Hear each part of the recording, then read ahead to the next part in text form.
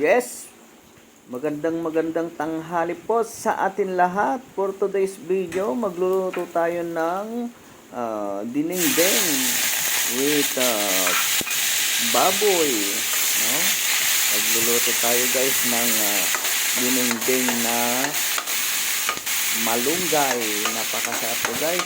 Ganito po akong magluto. Kung sasawgan natin ng karne ng baboy, igigisa mo muna hanggang magba-brown yung karne ng baboy at igigisa mo yung bawang, sibuyas, luyang, kunti. At kung ayaw naman yung may luya, okay rin, masarap kasi para sa akin may luya guys. Ito, hintayin natin mag-ibang kulay.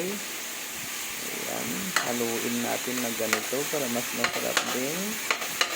So, ito guys, kung shout out pala sa mahilig magluto ng ganitong ulam.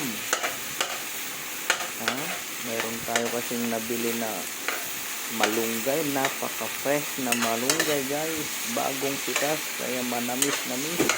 Kaya dinagdagan ko na rin ng karne ng baboy para marami-rami guys. Saka mayroon din siyang kunting kalabasa para masarap din. Yan o, di bali mawala lahat na gulay guys, huwag lang yung kalabasa ha, kasi pang palinaw daw ng mata yan. Ayan, gisa natin guys. Lalagyan natin mamaya ng patis. Ayan, patis, baka naman datong puti, datong patis niya. Ayan, iisin natin guys. Lutuin natin para lumabas yung katas, para mas masarap. Ganito ako guys magluto, talagang sulit na sulit talaga. Tapos lagyan natin ng tubig guys. Yung tubig na mainit mamaya. Ito yan guys. So, gigisa natin yung kalabasa hanggang maluto, tapos lagay natin yung malunggay mamaya guys. Napakasarap, grabe na to guys. Shout out sa mga mahilig magluto ng ganitong luto, mabuhay ka. Ayan o, grabe, kaway ng mga kamay yan sa mga mahilig ng ginisang gulay. Ayun o, masarap sana guys to kung may bagong alamang, kaso wala na tayong bagong alamang, kaya patis na lang. Ayan o, lagyan natin ng tubig kunti lang pang sabaw guys. Napakasarap, naimas, manyaman no? Gigisa natin na ganito, halu-haluin natin. Okay.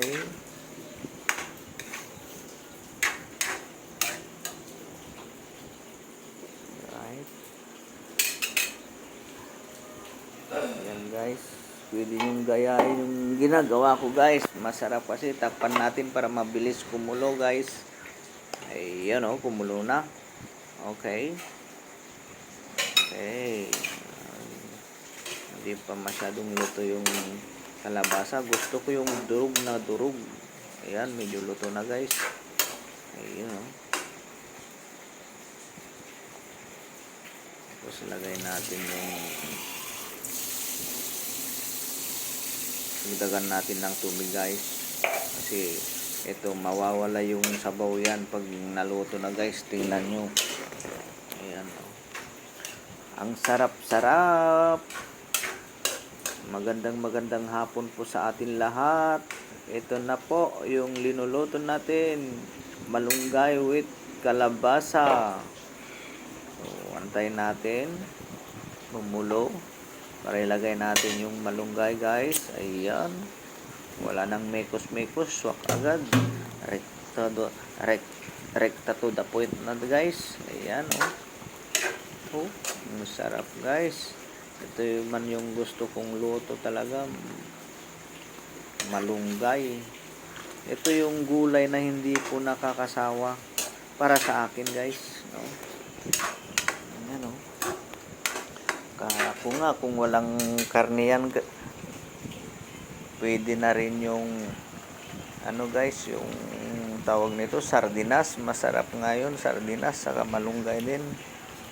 Pero kung meron naman tayong bili ng pangsahog, pwede rin to, no? Basta yung paggisa nyo guys, yung igigisa mo yung karne ng baboy, yung magba-brown talaga, brownish talaga yung laman ng baboy. Kaya yung taba, no?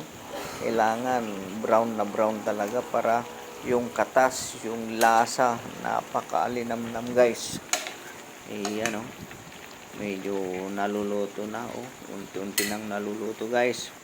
Okay, hanggang dito na lang. I love you. Ingat!